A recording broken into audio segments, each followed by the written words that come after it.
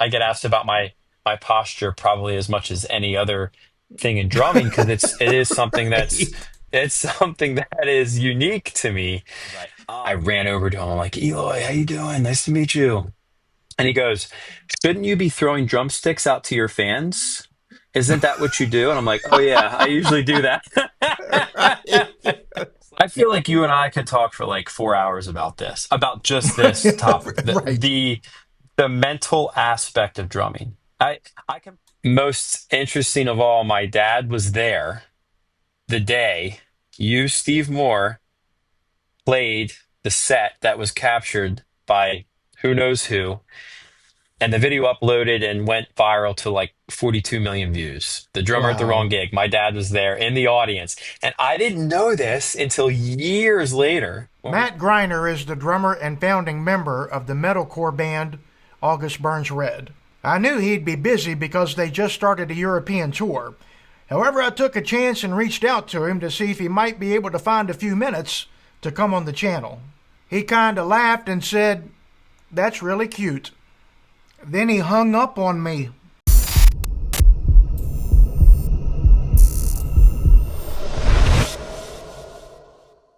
I know you're awful busy. I appreciate you taking a few minutes for us. So you're in Germany at the moment.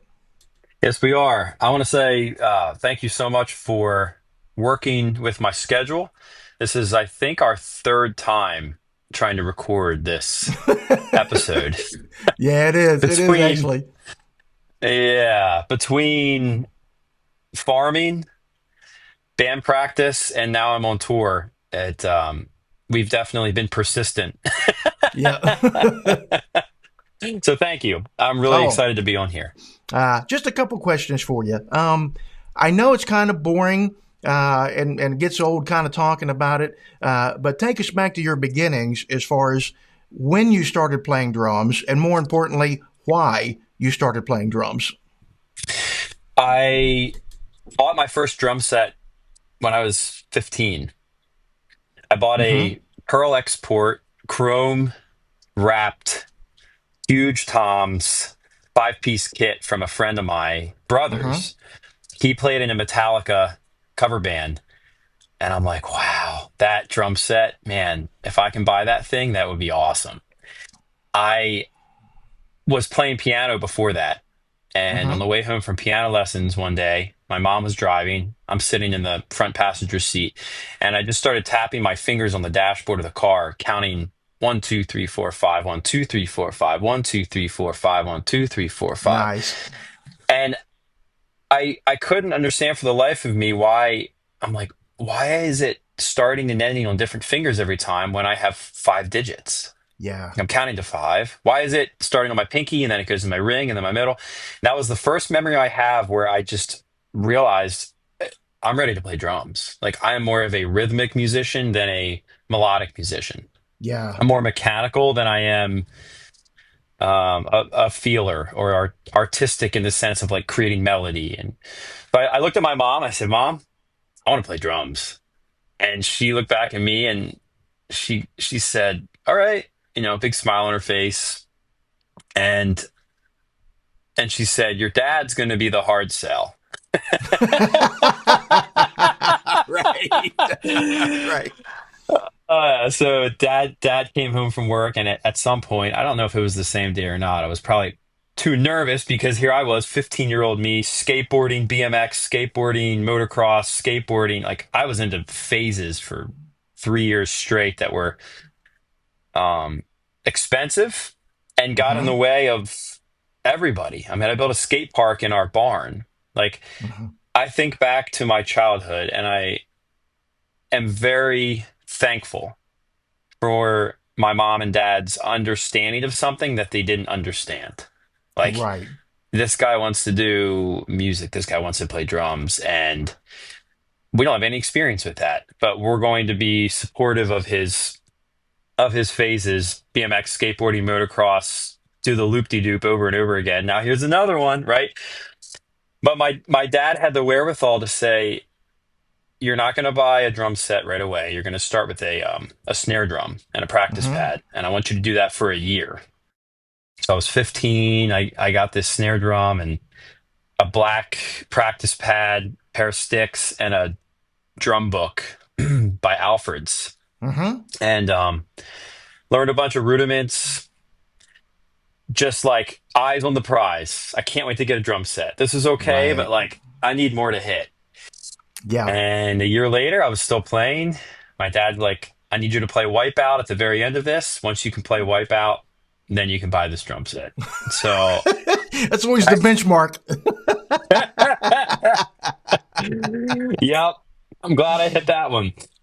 Wrote a check for $850. I was like, well, Mm-hmm. there's all my landscaping money.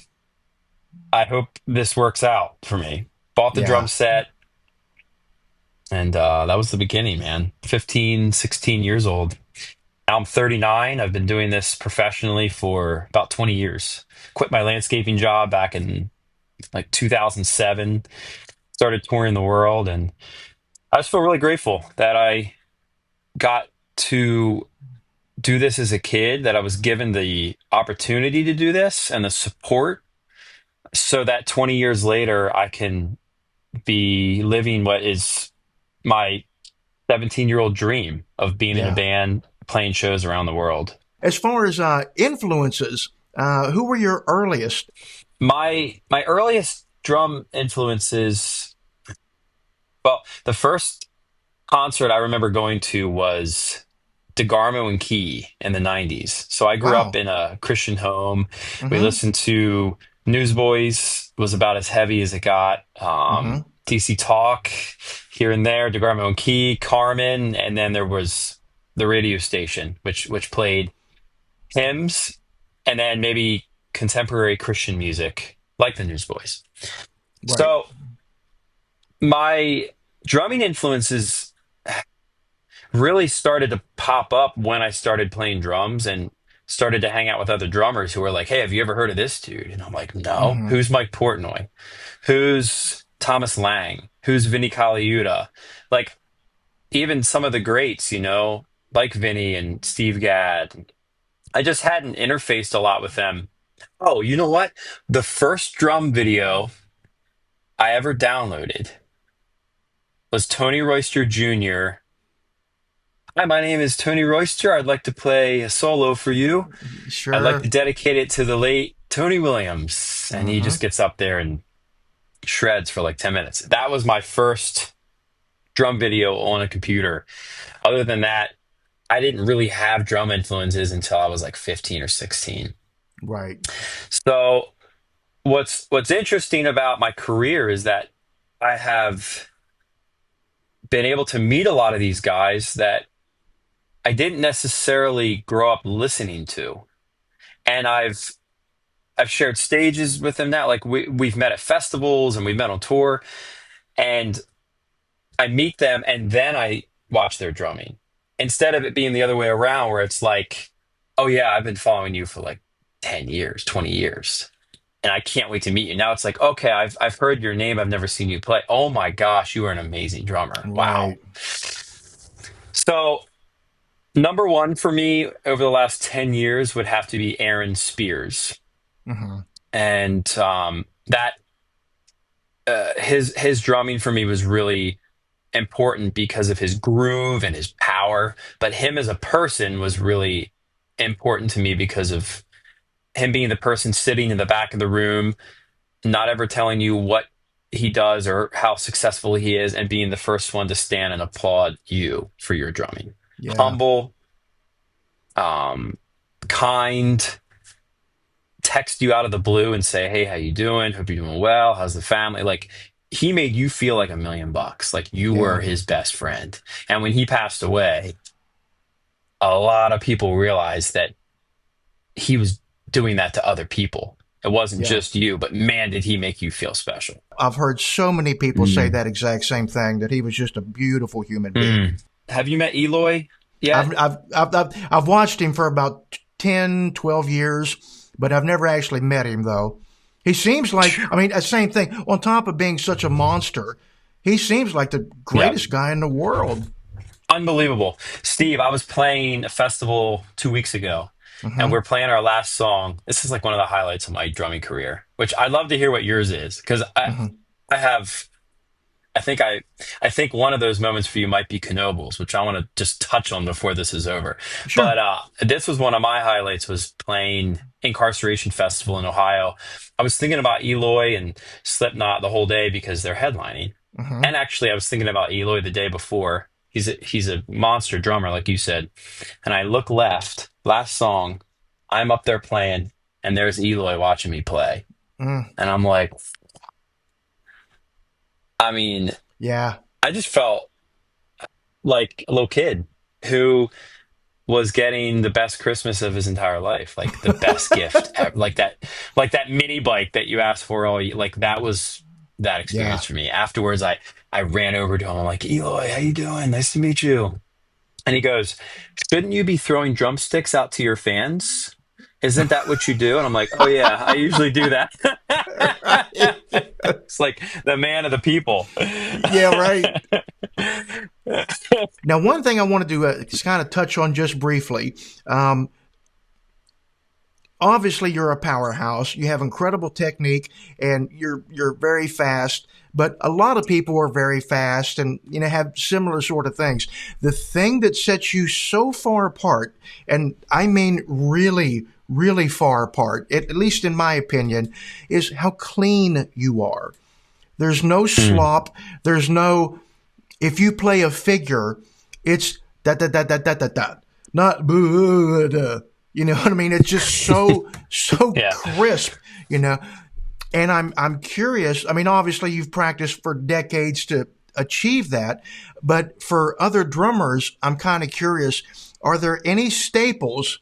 Now, I'm not referring to teaching students, but you yourself.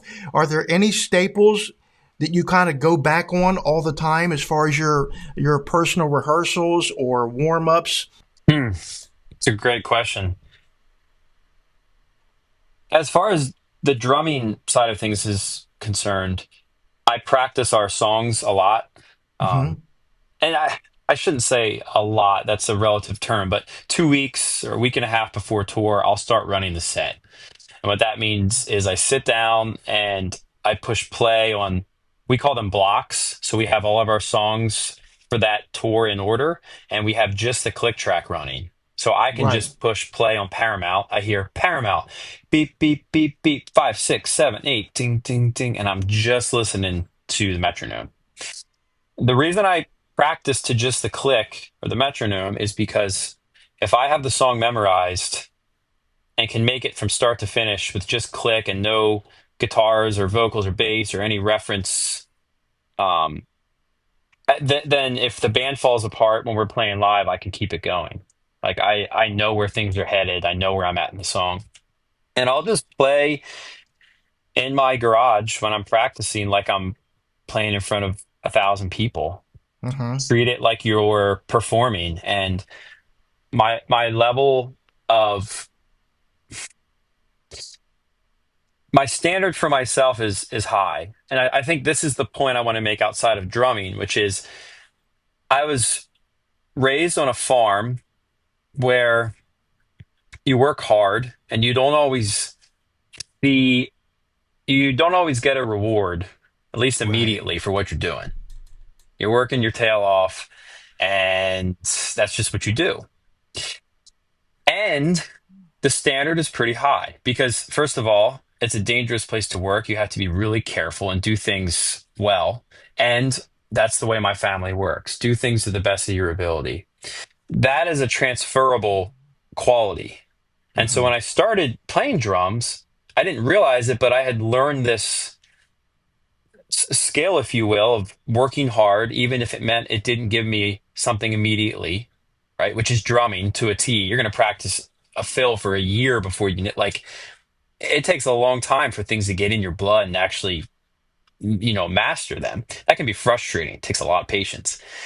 The farm, working on a farm and working around my brothers and sisters and my dad taught me work hard no matter what it gives you and pay attention to the details. Do things to the best of your ability. I think that all of that transferred over to drumming. In addition to that, I'm in a band with four other guys who care a lot. Like when I'm playing a show and I'm trying to play well, I'm not so much playing for fans as the drummer in this band. I'm playing for the four other dudes in my band Hmm. who know what the drum part should be. And if I mess something up, they're going to turn around. One of them or two of them is going to give me the side eye. And I'm like, I do not want that. I want to crush it for these guys. Like, Right. I want to hold this thing together. Every video that I've ever seen of you for years, you always look very much in control. Now, again, you play with a tremendous amount of power and precision. I don't mean in control, Hmm. meaning lazy or lethargic. I mean very on point, but very much in control.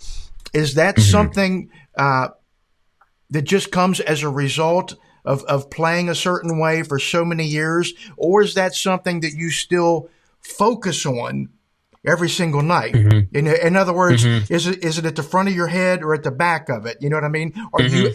every night? Are you know what I mean? Very very aware of that control, or is it just in you at this point? Hmm. Um, you actually just kind of answered this question by the way you asked it. I watched as you demonstrated this, and I Mm-hmm. see your drumming in you air drumming. Like I literally see you with sticks in your hand, Mm-hmm. watching a video of you actually playing drums by the way that you air drum. As in order to answer this, I feel like the best way to answer this question is just to say you bring you to the kit. Right. You, Steve, have this way of moving your arms, and you have a certain personality. Like you're a hilarious dude. I am more. I'm not the funny dude in the band. That's JB. I'll laugh at his jokes, but I'm not the dude making them. Right. You are hilarious. And you're a very fluid person. I can just tell by the way you move your arms. So when you sit down at the kit, you can't help but play the way that you play. I Right. think that it's 90% that and like 10%, okay, mentally I'd love to be able to play with precision tonight. So Mm-hmm. when I golf, this is actually a good example. I was thinking about this while I was playing the other night. When I golf, I am so rigid. I do not have a smooth swing at all. I suck at golf. Mm-hmm. And it's like, well, yeah, that's kind of the way I play drums. I'm very mechanical. I have a hard time letting go. Like when you think about a good golf swing, you really have to just like put your whole body into it with full force, but do the opposite of be rigid and like stay Right. loose. That's really hard for me. When I think about power, I think about um, staying rigid. And so it's a battle for me to stay loose and still hit with power. When I watch you air drum, it's like, dude, right there is you playing drums. When you watch me air drum, when I sit down, my back straight, just automatically, and I play with no sticks in my hand like I'll play the show tonight. So if you as a listener are looking for a way to like develop more precision, I'd say that you have to lean into your strengths as a drummer. And maybe precision isn't your strength. Okay. What is your strength? Find that first. Maybe it's fluidity. Okay. That's awesome. I wish I had more of that in my playing. Maybe precision is a weakness for you. Okay. You're going to have to work on that, but it doesn't come naturally to you. So lean into your strengths, work on your weaknesses. One of my strengths is playing with precision, but it's not staying fluid. So when I'm home practicing, I'm really trying to keep my wrists loose and really trying to keep my shoulders down and really trying to keep my legs loose. But it just doesn't come naturally to me. I think the reason I was so curious about it with you, as far as the control, is because um, I think people really misunderstand kind of what I do as a drummer, and I understand it because it's designed that way. It's intended to come across the way it hopefully comes across. So it's not an Right. accident. But the thing is, years ago, I don't know if I've ever actually said this to anyone, but years and years ago, when I first joined Rick Kay, I actually wore a headset mic. Because the band actually sang 5-part harmony at the time, because my voice is a bit higher, and I could sing at least okay. But my point is, one night I was listening to a board mix of the show, and of course I was listening to me because I had my vocal hotter, obviously, And I noticed that every time I would do, you know, the most radical movements, not just playing normally, but every time I would really, really lay into it, I would hum. And Mm. I was never aware of it. So when you're watching me and it appears like I'm just a complete animalistic mess, you know what I mean? Look at that guy, he's just going off, look at him get it. With all of those moments, what's happening here is Yeah.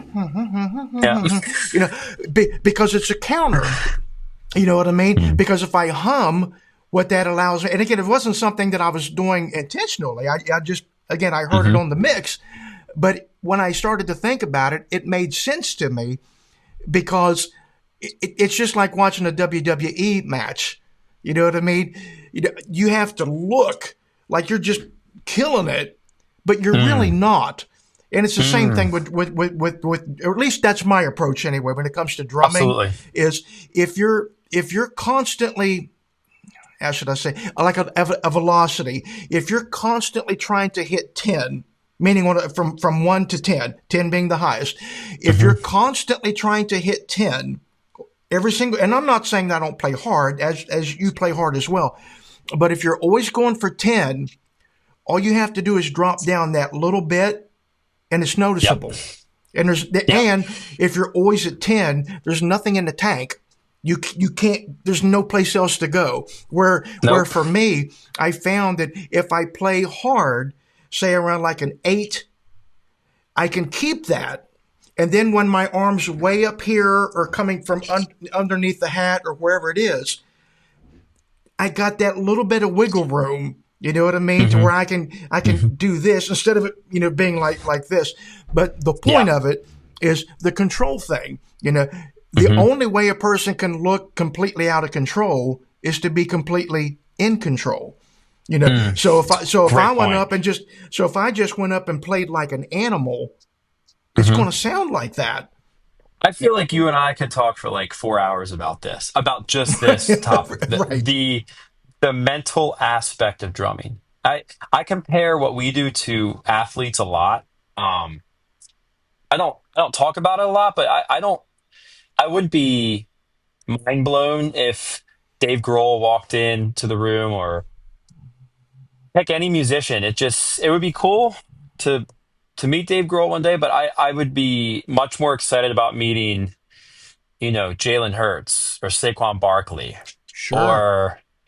or any of these athletic, legends. I've always been like that, and I think I'm drawn to the athletic world so much because what I do on the kit is more athletic in a lot of ways than it is artistic in a musical sense. Hmm. Because I draw from this mechanical place when I play versus like this makes me feel this way or this is what the song is doing right now. It's like no, like here are the parts and my job is to nail them and to play them with accuracy and power and precision. So to your point about humming, dude, I do that same thing. Hmm. And I catch myself doing it because it's to my detriment that I hum because when I'm humming, I'm not breathing. Like Mm. if you just hum right now, Yeah. just hum for like 10 seconds, you'll find if you're anything like me, the way I hum is I'm out of breath because I'm not Right. actively taking breaths, which means your shoulders are up to your ears after a song. Your forearms are pumping, your shoulders are aching, and your chest isn't open and your hips are tight. Like it affects everything. Whereas when I just allow myself to play the drums instead of force it, um, there's this great book to complete my thought. There's a book I'm reading about tennis, and the thesis of the book is, let's say you, Steve, hit an awesome backhand on the court, and I say, dude, that was perfect. Can you do that again? I want to watch it. I threw you the ball and you hit the ball over the net with that backhand. And this time you just you just flop it. And you go, what the heck? I just did it so effortlessly. What happened? What this book says is that when you draw attention to the thing, you all of a sudden lose the fluidity of that thing because Yeah. now you're thinking about it. Yeah. And that happens to me with drumming uh like 9 times out of 10. If something bad happens on stage, or a fan is doing something hilarious, crowd surfing and making faces or air drumming, I'll get focused on that and I'll just find myself playing really well because I'm not focused on the thing that's happening right here. It's just I'm on autopilot. Hmm. On the contrary, if I'm hyper focused on my drumming, I get in my own way. I trip over myself. That pattern's coming up. I'm thinking about how hard you're going to mess it up. You're going to mess it up. I messed it up. Like the more you can let go of your drumming, the better you'll play. And I think with your big extreme motions, like you look awesome and out of control. And yeah, of course you're in complete control. Like absolutely. Listen, if you close your eyes, you can hear it's on time and it's dynamic and it's articulated really well. So like you humming is a way to just bring it back. Sit centered on your throne and almost like it's almost like um when I play, I'm happy to be behind the kit because people don't see me. When Hmm. when when you play, correct me if I'm wrong, when you play, man, I feel like you should be on a 10-foot riser because I'm getting as much from watching you as I am hearing what you're playing. When you wrote me, I don't know, maybe 10 years ago now, that meant so much to me because you were basically like, I'm respected for this video that went viral. I'm known for this thing that I did, and I'm just wondering, how do I expand my horizons? And I remember reading that and thinking, "Oh my gosh, you found a niche that I could never fill. You found a space that is yours." And I've been in a similar place where it's like, I don't really want to know, like I don't really want to be the metal drummer. I don't really, yeah, but this is what you're really good at. And I remember Right. writing back like something like lean into it. Like you're Yeah. so good at it. Don't run away from it. And not long after that, I found out you were on The Office. You did this Roland commercial where you're like playing drums on top of a bear. Like you did it. You leaned into this space that is so entirely perfect for your style. Like you can't even make this stuff up. It's incredible. Are you are you a drummer who's capable of just sitting there and playing and not having extreme motions and making people laugh? Absolutely. You could be sitting back there just playing just Steve Gadd, Ash Stone the whole time. But you figured out a way to bring your personality to the kit. And that personality is not my personality, and it's not Ash Stone's personality, and it's not Steve Gadd's. It's yours, which I think is just really cool because there's thousands of good drummers out there, like you, like me, and it's really hard to rise to the top unless you have something that makes you stand out and special and makes you somebody that people want to watch play and listen to. And when people come to see an August Burns Red show, I think it's really cool that they're there to hear the music and see the five of us play. It's really not about any one of us. It's like Yeah. you need Dustin and JB and Brent and Jake and me. It's not the Dustin show. It's not the Matt show. It's like all five of us playing in unison. We all have our strengths. We all have our weaknesses. But that's the thing I like the most about this band because guess what, man? The pressure's off. Just get up there and play. One thing I did want to touch back on, as far as the drumming part, is, and I'm sure you've heard this a million times, of every drummer I've ever seen in my life, I don't think I've ever seen another drummer that has the same posture that you have. Your posture is absolutely perfect, and that's something that I couldn't do on my best day. And I'm really curious, is because there's just that Matt Greiner. I mean, there's just that it's you. I mean, that posture, it's insane. And I'm curious, is that something that was either taught to you or brought to your attention by someone else? Or was that something that you kind of stumbled into yourself? Or if it's just the way you sit at the dinner table and it's just a very Mm. natural uh, relationship. Hmm.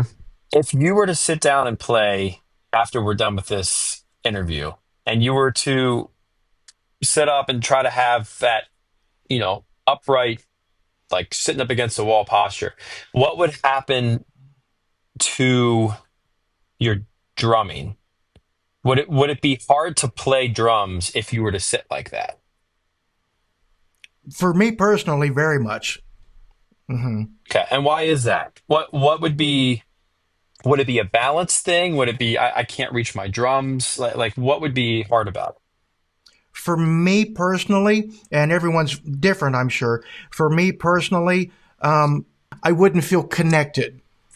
it? In other words, if you're now, I'm exaggerating, but if you're thinking of a really slow, heavy groove, that boom, ah, boom, Mm. ah, you know what I mean? That Hmm. just to do it from here, I wouldn't Yeah, feel connected to that that's groove. true. You know, Yeah, I can if that see makes that as you're sense. air drumming it.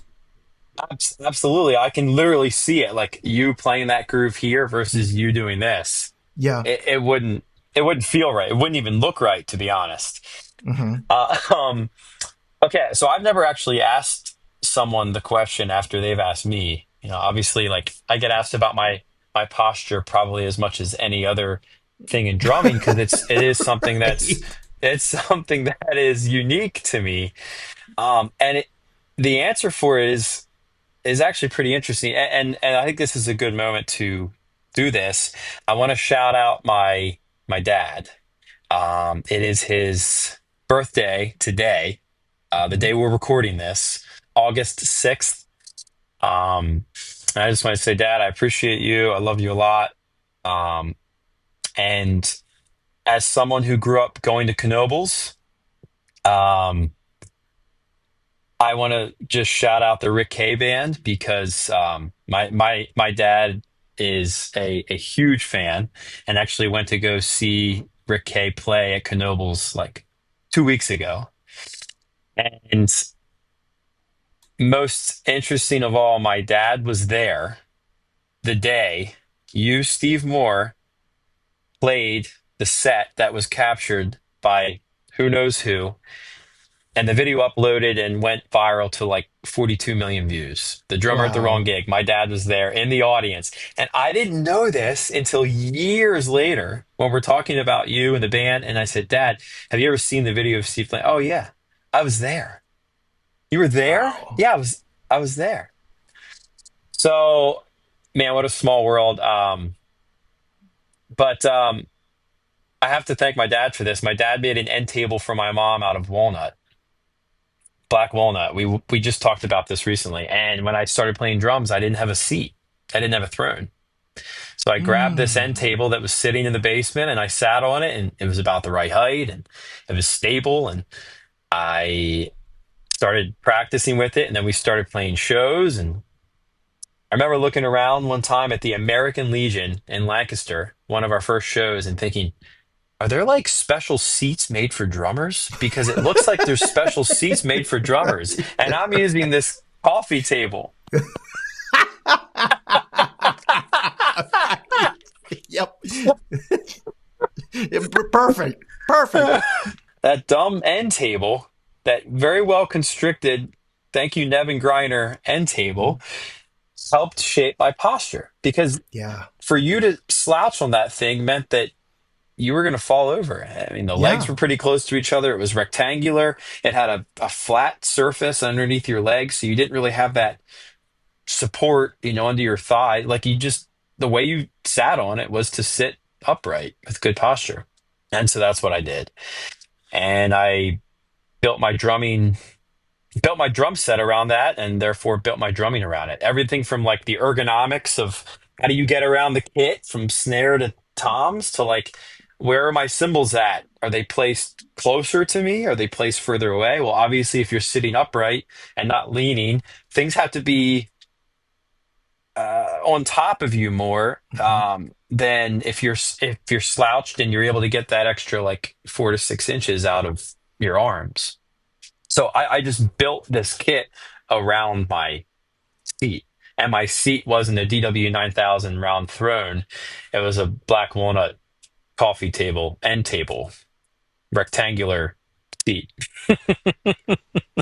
It makes so much sense because I don't even have to sit on it to understand it. I Right, mean, right. I can literally see my body sitting on a stand Yeah, like that and instantly just yeah, I can see it yep, instantly. No different than if you're in an office chair or a recliner, you're going to sit a certain way. An office chair, you're going to. I mean, that's yeah, so. It makes so much sense. Makes so much yeah. sense. Now, another question I wanted to ask you, just briefly.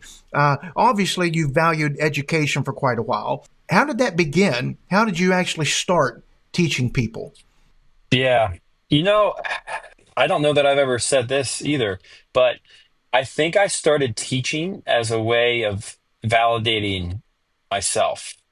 Mm-hmm. That sounds full coming out of my mouth, but like picture, Right. picture, picture, picture 15-year-old you. You're playing drums in a chicken house on a farm in a small town in Pennsylvania, and you don't have any idea of knowing like I'm doing this the right way or I'm doing this the wrong way.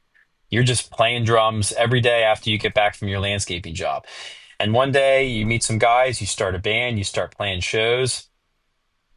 And I've naturally been someone my whole life that once I I have felt the need to be validated by people.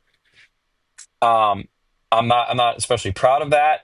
I think that I've made a lot of growth in that area of my life in the past, let's say 10 years. But when I was a 17-year-old kid, I'm like, can someone tell me I'm doing a good job? Because I can't tell. It Right. feels like things are working out pretty well, but I can't tell. And so I started talking to other drummer. It didn't matter if it was like a beginner drummer. I would look at them as better than me. Like, what do they have to offer me? What do they have that I could learn from? What advice do they have? And it's like, dude, this guy's been playing for like 3 weeks. You've been playing for 3 years. But in my mind, I didn't see myself as better than that person. I saw myself as someone who needed to learn and figure out how to do things. So when I started teaching, I think I saw myself as the student sitting down with another drummer. And what I found over time was confidence because I felt like, man, God gave me this opportunity to play drums for myself and for other people to learn from my mistakes and my insecurities and my need to like feel validated by people. It's something I see in so many of my students. Man, you just want me to tell you you're doing a good job. Let me tell you, man, it's so much bigger than your drumming. I actually don't really even care that much about your drumming. How are you Yeah. doing? Like as a Right. person, like what are you building your life on? Because if it's just your performance, it's not, you're going to be a ball of anxiety for the rest of your life. It's all Mm-hmm. performance based. And so that's kind of where I start as a teacher is like, this is fun and it's not life or death. My brother Jesse's a nurse practitioner. That is life or death. What we do is fun. We're making music. Let's do it really well and let's practice and work hard, but it's not the end of the world. Has there ever been anyone that you've met that you've literally been starstruck by? I think like yeah, I used to meet kind of everybody that I would meet that was in this industry and was successful. I was kind of starstruck by.